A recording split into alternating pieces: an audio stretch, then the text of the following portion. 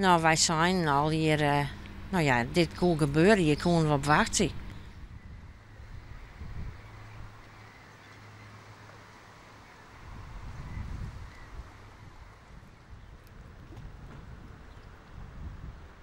We hier de koffie op en toen mijn man die rond naar boetentijd, die denkt, wat zit het hek scheef. Dus ik moet maar eens even zien. En heb je eigenlijk een boord kwijt? En hij wie een boord kwijt, ja. En boterwijn, en pastelkomplaten. En hele wal eigenlijk, een heel stuk.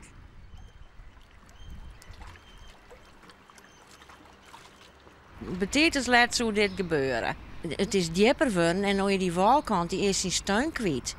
Dus dan krijg je instortingsgevaar.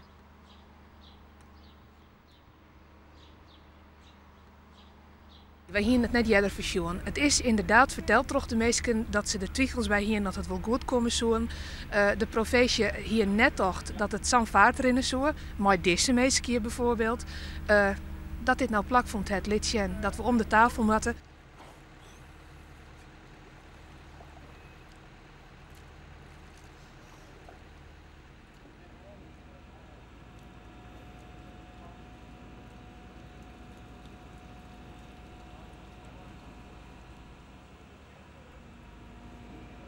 Het is verantwoord om je nou te staan aan de walskant, maar er is je wat in elkaar zakken, dus iets is je net goed.